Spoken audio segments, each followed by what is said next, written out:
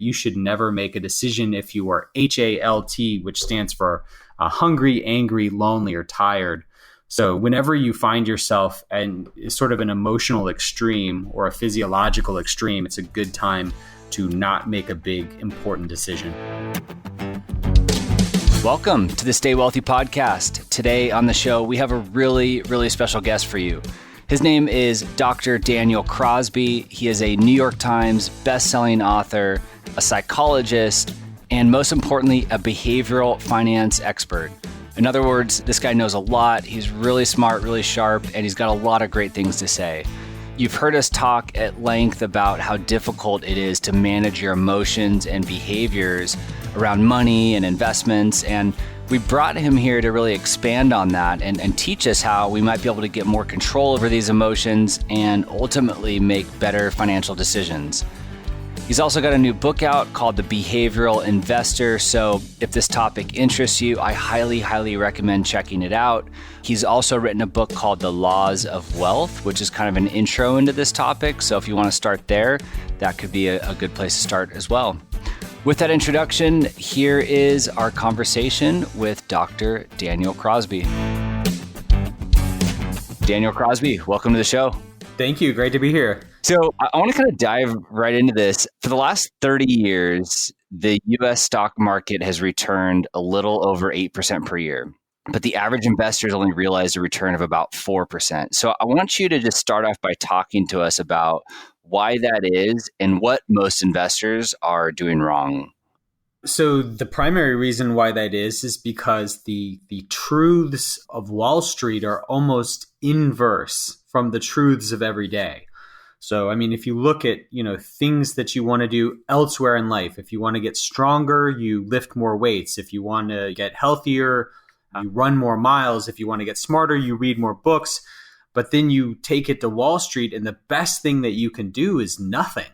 And so, across 19 different countries, we've found that the more someone does, the more they fiddle with their account or trade or try and be active, the worse they do. And that's held true in every country where it's been studied. And they do less well to the tune of about the 4% that you talked about. So there's all sorts of things about the stock market that just don't conform to the rules of every day. That's just one example. But I think that's why the truths of what to do to make more money aren't very intuitive, and they don't really gel with truths of other parts of your life.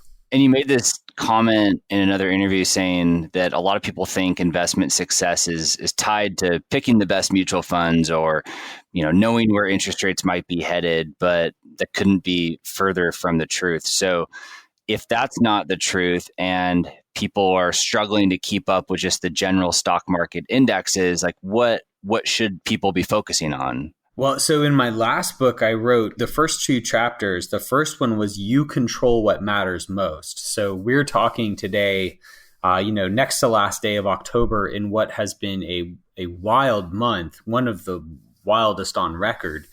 And a lot of times when the markets get choppy like this, I get a lot of questions. I'm sure you do too. What's Trump going to do? What's the Fed going to do? What's happening in geopolitics? And everyone starts to look for these externalities as a way to try and gain control over the situation. Well, the truth is that over long periods of time, the only real control you can have is your own choices, your own decisions. And a few decisions like, choosing to automate your savings, choosing to escalate those savings when you get a raise, choosing to work with a professional. These are the most highly predictive of whether or not you're going to cross the financial finish line, far more predictive than whether you keep your finger on the pulse of geopolitics and Fed moves and the economy. So it's sort of an interesting thing that to get control over the vagaries of the market, the solution to that is sort of unsexy, but it's really comes down to just managing our own behavior. Daniel, going back to the idea that for clients to be successful in investing, they need to do less. What do you say to your own clients? How do you get them to be at peace with doing less in order to succeed? Well, I think there's a couple of things you can do. I think, first of all, you can get them, I'm a psychologist and I would focus on what's called a substitute behavior. Try and get them to focus on more important things. I often say to folks that one of one of the best things about working with a financial professional is that they can worry about these things and you can focus on things that matter more than money, which is in truth just about everything. Just about everything matters more than money. Your life, your family, your intellectual pursuits, all of these things are more important and more stimulating than worrying about the stock market. And so one thing is to find replacement behaviors. Second thing is, this sounds a little new agey to some folks, but I think there's important truths that I talk about in my new book, The Behavioral Investor, things like meditating. I talk a lot in that book about how connected the mind and the body are. So there's things like getting enough exercise, getting enough sleep, avoiding excessive caffeine consumption, not drinking too much, praying or meditating. All of these things are in service of being a great behavioral investor. And it's nothing that I think most people would think about, like, wow, I should really hit the gym today so I can make good choices with my money. But that is indeed, there's a pretty strong tie there. You mentioned we're towards the end of October here. It's definitely been a pretty volatile month, which is something new. It's been pretty calm for the last couple of years.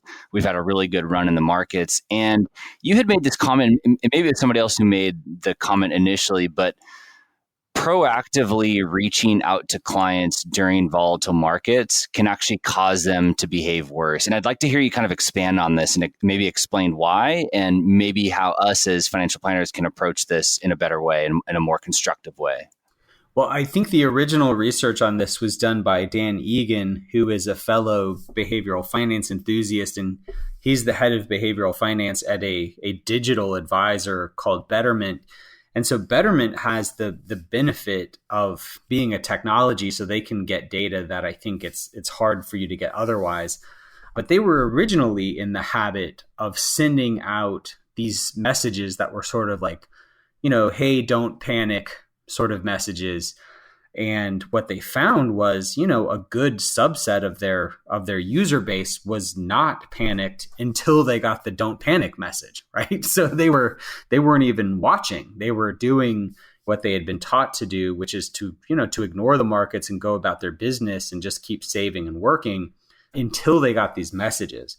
And so I think that sometimes as financial professionals, we are so in the weeds with these things. We are so wed to every zig and zag of the market that we can think other people worry as much as we do.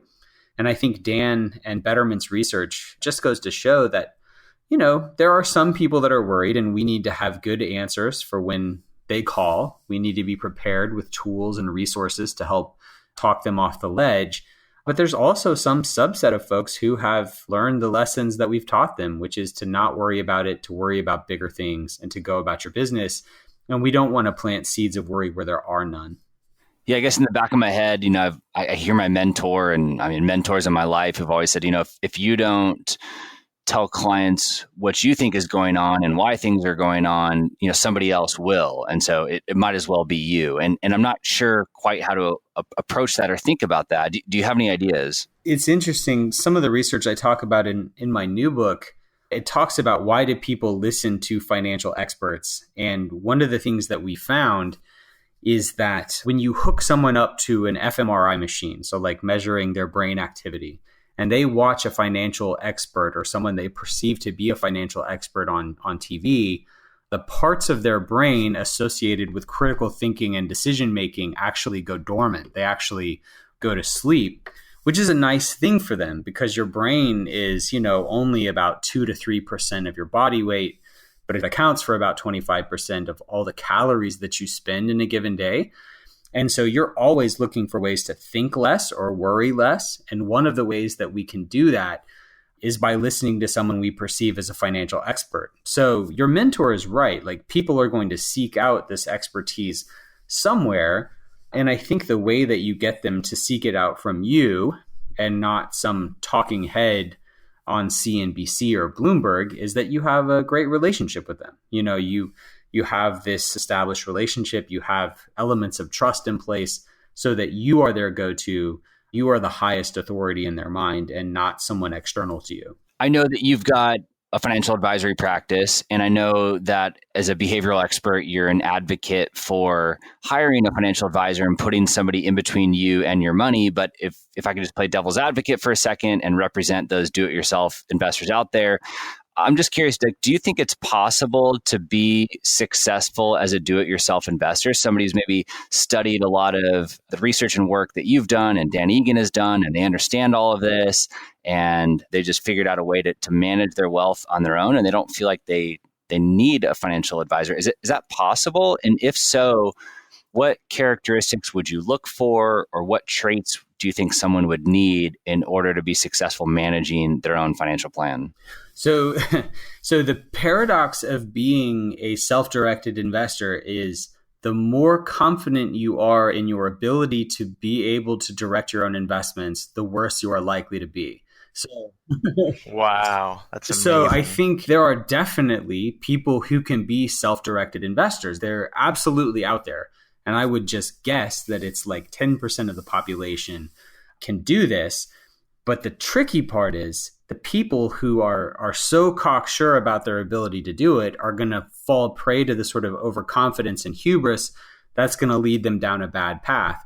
And so the funny thing that you begin to understand when you really study this world is what makes a great self-directed investor is not knowledge per se, because knowledge is cheap. I mean, you could read 5 or 6 books about investing and know, basically everything you ever needed to know. It's not that hard. Absolutely. It's not that hard on the knowledge front. The same way that diet and exercise are not hard theoretically. What's hard is the consistent execution and not falling prey to a handful of behavioral errors over your lifetime. And so if you were going to do it, it would be the characteristics I'd look for were sort of some humility, some self-doubt, and a very even-keeled temperament. And sort of definitionally, those people are the least likely to want to try and do it. So it's a funny paradox. Recently, you made the comment that I love in that you yourself, that Cinnabon is bad for you. So you have that knowledge, and that knowledge doesn't really do you any good. What you need is someone to slap it out of your hand. And I love that. The more you learn about human nature, like 44% of people over a lifetime cheat on their spouses. And I mean, effectively 0% of them think it's a great idea, right? but 44% of them do it anyway. And whatever, I think a third of Americans are obese right now. And it's by and large not because we don't know which foods are good for us and which foods are bad for us. I mean, we've got labels all over our food telling us just what's inside. But all of that kind of falls flat when you've had a long week and you're in the airport and you start to smell the Cinnabon, right? So knowing the right thing to do is cheap. Almost everyone knows the right thing to do with their money, with their weight, with their relationships. And all these things still continue to bedevil us because knowing and doing are such wildly different things. So obviously, you're a big advocate of folks working with a financial advisor. We are too, but of course, we're biased.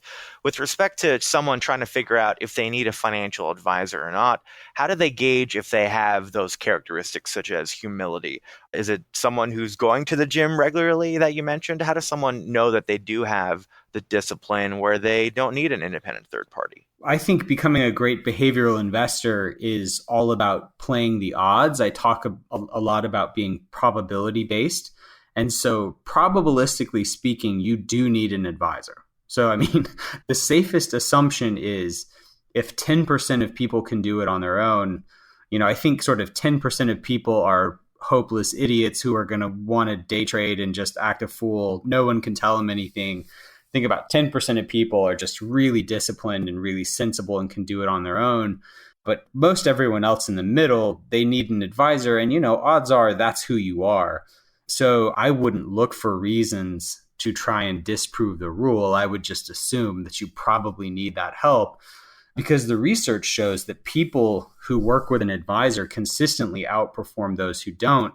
And it's not because advisors candidly are like great stock pickers or even all that knowledgeable about finance by and large. It's just because they keep them in their seat. They have a selfish interest in having them do the best thing, because the way those incentives align, what's best for the advisor tends to be best for the client and vice versa. And so advisors have a real reason, personal and financial, to help their clients do the right thing with their money.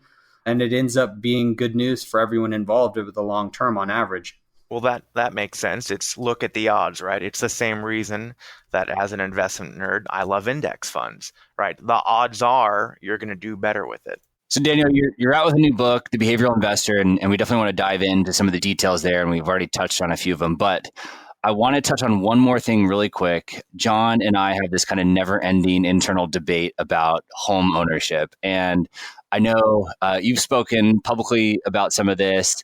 I'd love to hear you expand a little bit, talk about one of your financial decisions that you've made around home ownership that maybe wasn't the smartest move in your opinion, and maybe we can dissect a little bit of that. Home ownership is a personal good, and it is an investment bad by and large. So, Robert Shiller looked at residential homes as an investment in the US over the past century and found that on average, they appreciate about with inflation. So they rise at about, 2.5%, 3% a year. But he also found that the average person expects them to rise double digits, closer to like 13% a year. So first of all, people who are buying a home have to get their minds right about the sort of returns that they can expect for their home.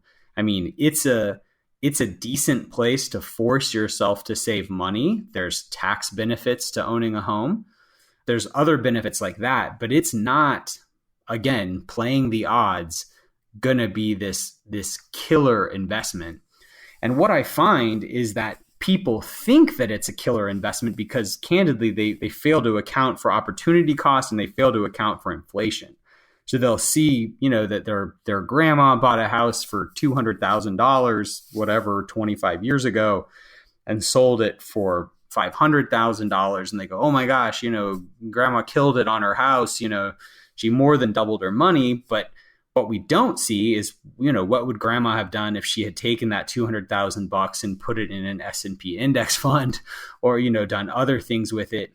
Mostly we fail to account for things like painting a house, keeping it updated, and we don't account for inflation. So a home can be a source of joy. It can be a source of tax alpha and forced savings, but it's not a great investment. And I think what you're referring to is I've been pretty public about my decision to buy a big house and just saying it was a stupid idea.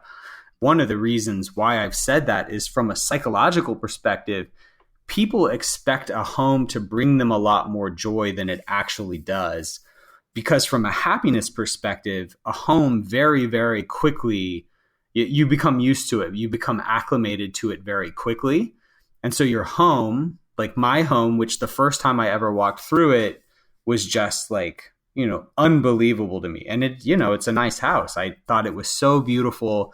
I'd never seen anything this gorgeous. And, now it's just where I throw my dirty socks and, where my kids sleep at night. It's just the backdrop to my life.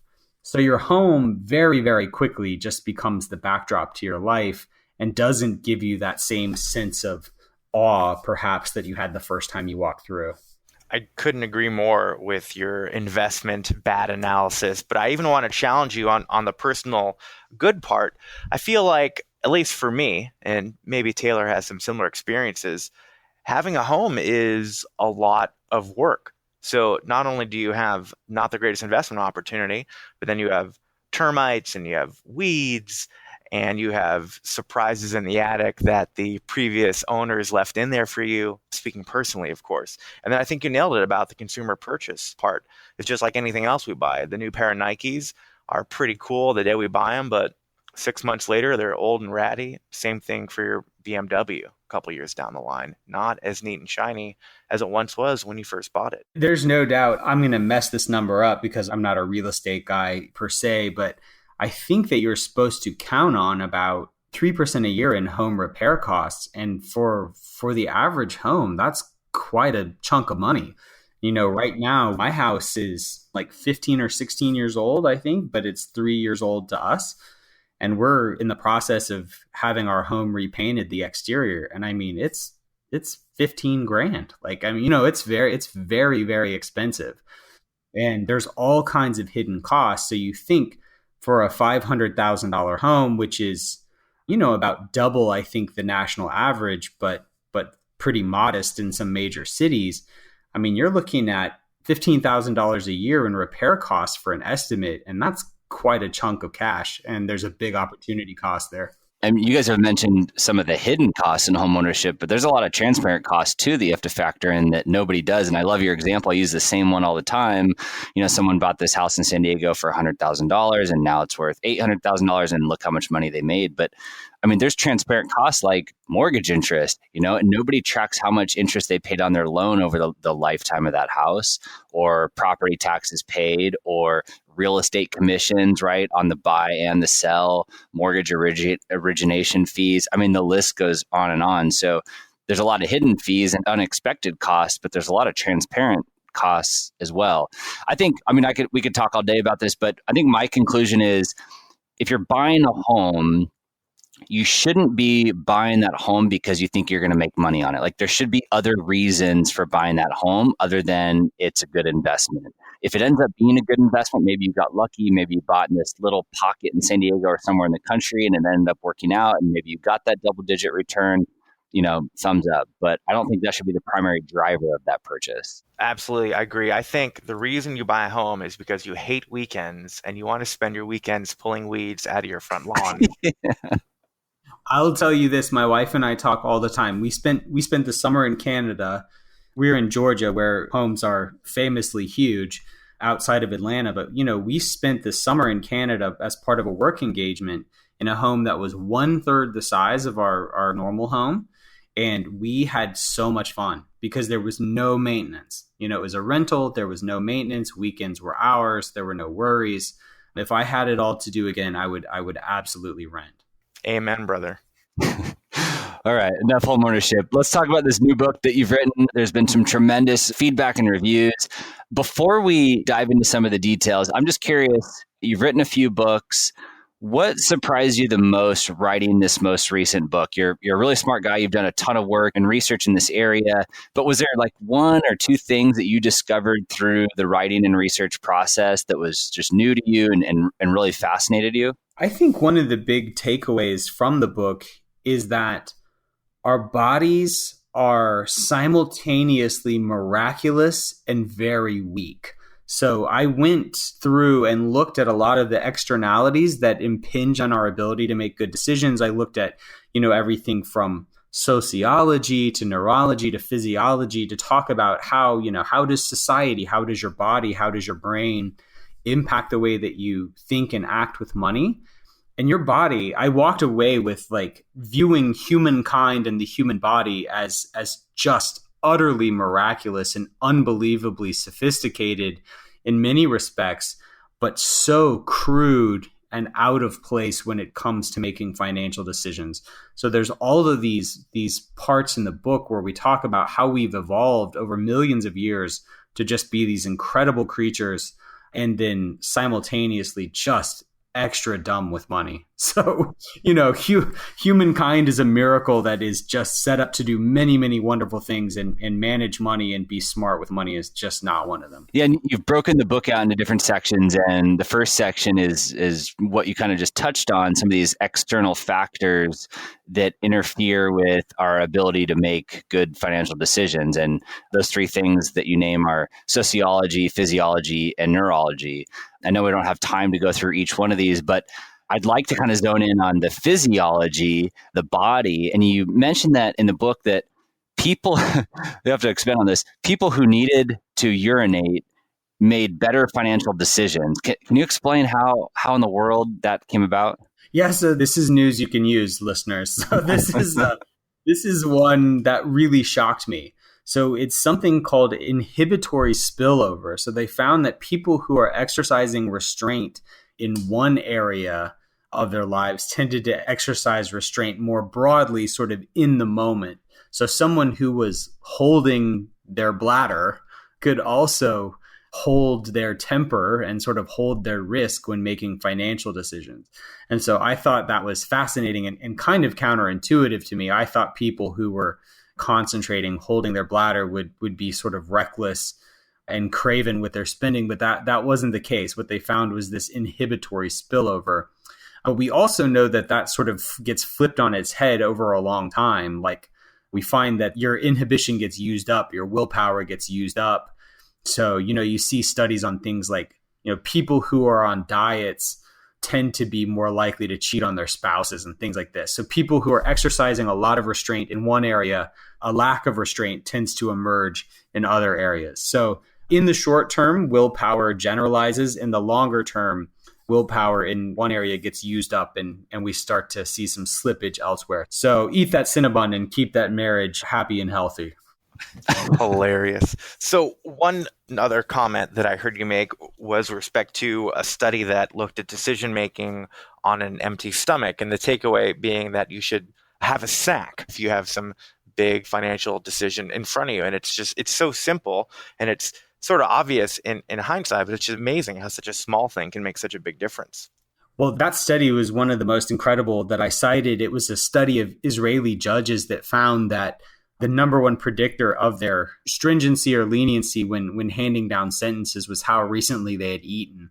And it's, pretty horrifying. So if any of your listeners are thinking of committing a crime, make sure you get seen right after breakfast or right after lunch if you want to get away with it. Because it's kind of scary to think that something as important as our legal system could hinge so directly on sort of the physical well-being of the judges in question. But I go on to borrow a phrase from the addiction literature, and it's an acronym called HALT. And so people in 12-step programs recovering from addiction say that you should never make a decision if you are HALT, which stands for hungry, angry, lonely, or tired. So whenever you find yourself in sort of an emotional extreme or a physiological extreme, it's a good time to not make a big, important decision. So you break down these external factors, society, body, and brain, and how they interfere with your ability to make decisions. Really, really interesting stuff. And then you go into talk about the primary types of behavioral biases. And maybe we can just kind of touch on each of these. And the four are ego, emotion, attention, and conservation. So can you just give us a summary of ego? And I know you think that ego is the one that causes the most harm. So maybe you can explain that a little bit too. Yeah, so ego is this tendency towards overconfidence that we have as a human race. And a theme that listeners are beginning to see a trend here, overconfidence or ego is something that serves us well elsewhere in life. No one would ever start a financial planning practice or a restaurant or any kind of small business venture if they weren't a little overconfident, because the odds are bad. I mean, the odds are that your restaurant will fail, your small business will fail, and pretty quickly and pretty spectacularly. But we all think that we're different. And so, because people think they're different and because people think they're special, we have restaurants and, we're happy about that. We're happy that we have small businesses. We're happy that we have restaurants. We're happy that we're overconfident so that when we get dumped by our significant other, we get right back out there a couple weeks later and keep trying. These are all good things. But when we bring that overconfidence to investing is where we get in trouble. And so we have to, again, operate probabilistically. We have to operate understanding that we're not special, we're not different, and that we're prone to all the same screw ups as the next person. And the second behavioral bias, emotion, this is one that I found really fascinating. And you mentioned emotion is necessary to make most decisions. Like it's table stakes in most situations.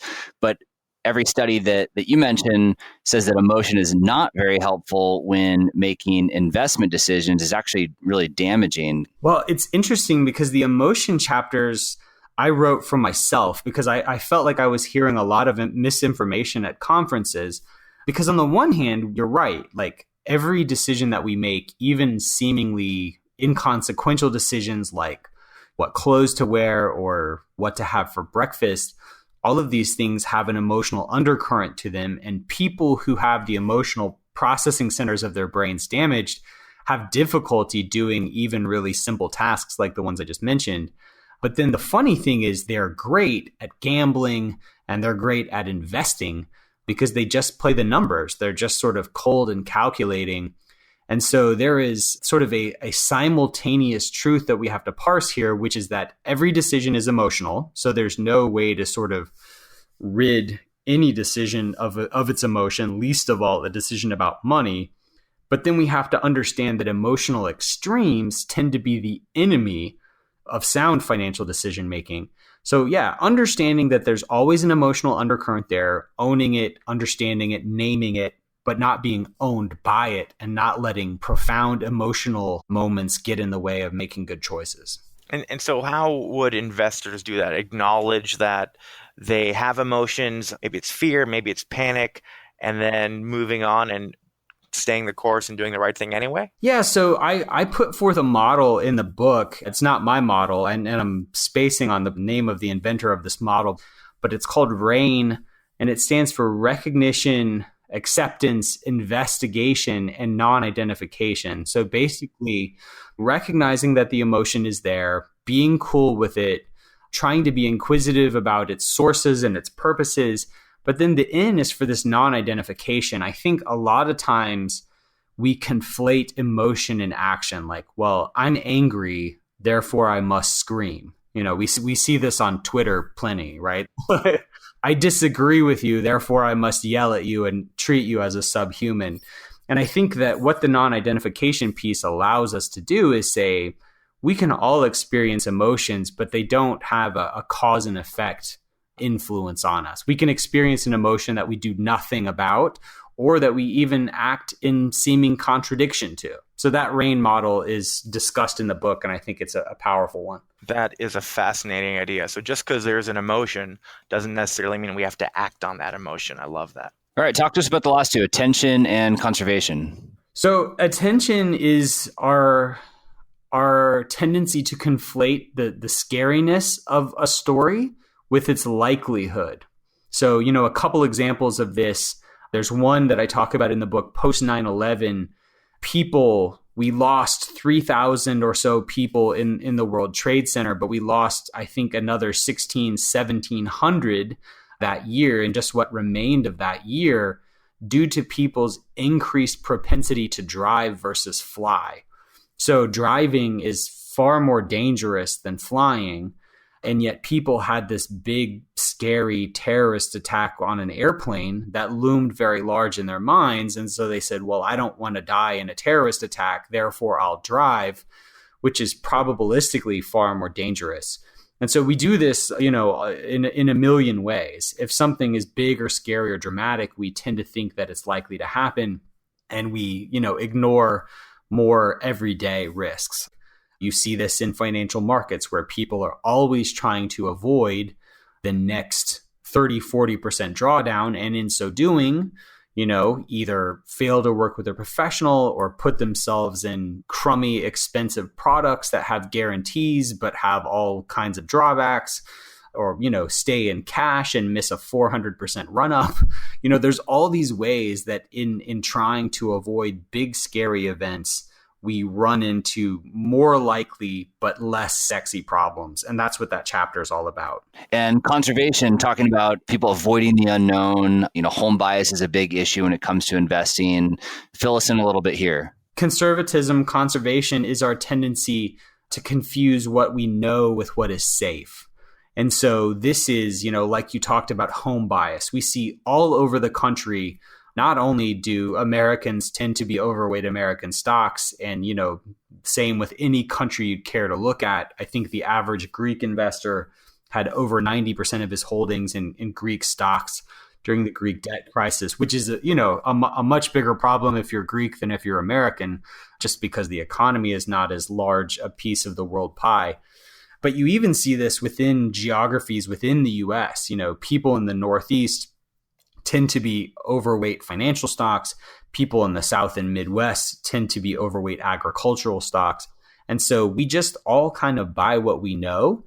And we think that because we've heard of it, that it's safer. And in fact, the very opposite tends to be the case, because if you live in Kansas and you own a bunch of agriculture stocks, well, you're sort of double overweight agriculture because your home price likely has a lot to do with the price of wheat. and so on and so forth. So we tend to think that things that we know are safe when actually the reverse tends to be true. And it's just one more example of how the rules of Wall Street and the rules of every day have very little in common. Sure. The takeaway then, part of investing 101, diversification, decrease your risk. People listening to this all makes sense. They understand that all these behavioral biases exist and external factors are influencing our decisions. The big question, and I'm so glad that you address it in the book, is like, what do we do about all this? Like, what do we actually do now that we know that all of this exists? I've been speaking and writing books for about a decade now. And as an academician, I went and got a PhD because lofty, abstract, philosophical concepts don't bother me a bit. but most people, when they hear about this stuff, they go, okay, that's cool. Now, so what? And so the whole third part of the book tries to answer this so what question and takes this universe of behavioral risk that we've just talked about, these four things, and tries to give people solutions there. But, in just sort of a radio soundbite, I think if people would work with a trusted professional and automate the thorniest parts of their financial lives, automate bill pay, automate saving, automate escalation when you get a raise. If you just work with someone and you automate the trickiest parts of your financial life, you'll be halfway there. And then, the other half is in part 3 of the book.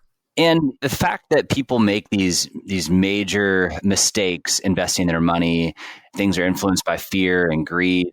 It means that there's an opportunity for those of us that want to be smart investors. So in your mind, how can we maybe take advantage of the failures of other people?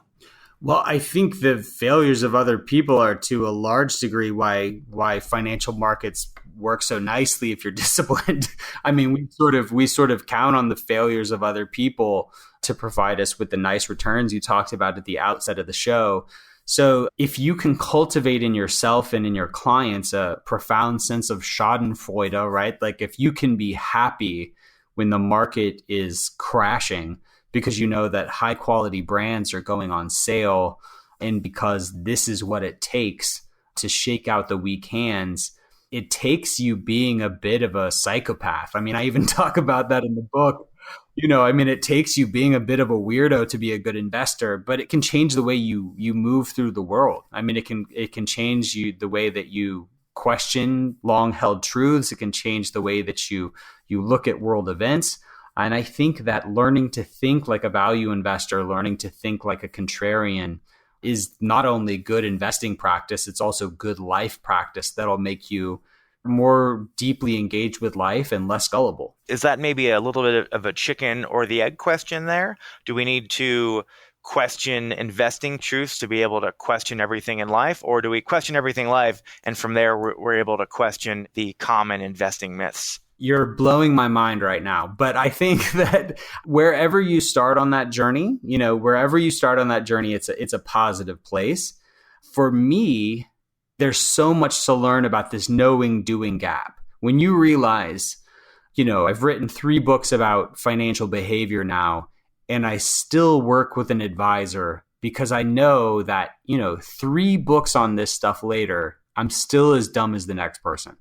And so when you realize how little knowing the right thing to do matters, I think you put yourself in a position to make much better decisions. And you realize things like working with outside help is powerful. Working with a personal trainer or a financial coach or a nutritionist is powerful. You realize that not relying on willpower, but surrounding yourself with the right kind of people and the right kind of environments is powerful.